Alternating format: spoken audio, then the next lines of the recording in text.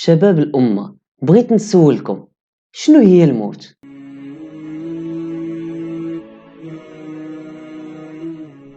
قناة شباب الأمة.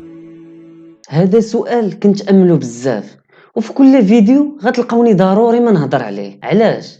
حيت هو الحقيقة التي لا مفر منها. كلشي مآمن بها راه غطرى، من المسلم حتى لهداك اللي كيعبد فار ولا اللي ما كيامن بحتى شي حاجة. الموت كلشي غيذوقو، كيف ما جا في كتاب الله عز وجل: كل نفس ذائقة الموت ولا بد واحد النهار غتجربو. اللي ما كيامنوش بالله عز وجل ولا ايمانهم ضعيف كيعيشوا واحد الحيرة وواحد التوتر من جهة الموت، ديال شنو هو الموت وشنو غيقدر يطرى مورا الموت وعلاش اصلا كاين الموت. والانسان كيحارب الموت بكل ما اوتي من قوة، ولكن ما كيقدرش يحبسه وما غيقدرش. وكل معتقد كيفاش فسر الموت. بحال الفراعنه مثلا دفنوا حداهم الكنوز والذهب وقالوا باللي راه واحد شويه غيعاودوا عاوتاني ينوضوا ويتمتعوا بداكشي اللي كان عندهم، ولكن بقى داك الذهب ودوك الكنوز حتى جاو علماء الاثار هما اللي خداوه. لدرجه ان بزاف ديال الفلاسفه ما تحملوش التفكير في الموت وانتحروا حيت ما لقاو ليه حتى جواب. اش من لذه كاينه في الحياه؟ كيعيش لذه هو حاس بها قريبه تسالي. واش من حياه هذه؟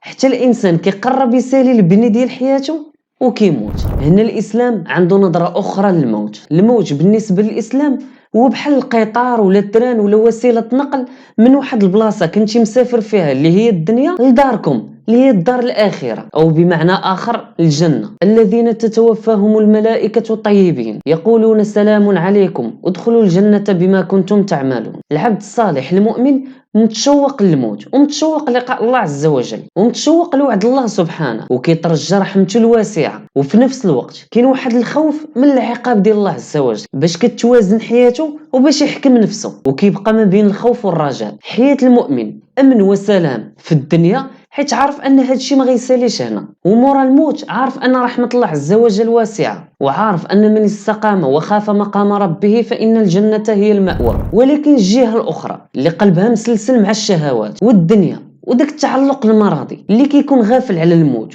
وكيجري وكيلهث ورا واحد الحاجه اللي غتسالي، هذاك كتكون الموت بالنسبه ليه كوشمار وغير كيتفكرها كيخسر ليه المذاق ديال الدنيا. عنده واحد الحياة اللي منغصة، على عكس المسلم كيف ما قال الرسول صلى الله عليه وسلم: من قرأ آية الكرسي دبر كل صلاة مكتوبة لم يمنعه من الجنة إلا الموت. إذا المسلم علاش غيكره الموت؟ وعارف أن إلا قرأ آية الكرسي من مورا كل صلاة مكتوبة ما غيحبسوا على الجنة غير ديك الموت. عمر الموت كان في الإسلام فوبيا، هو غير مرحلة من مراحل الحياة، ولكن مرحلة مهمة بطبيعة الحال. كنصحكم بواحد الكتاب اللي خديت منه في هذه الحلقة، اللي هو كتاب ديال الشيخ فريد الأنصاري رحمه الله اللي سميتو جمالية الدين. كتاب رائع الصراحة. كان معكم يوسف حاضر، شاب من شباب الأمة.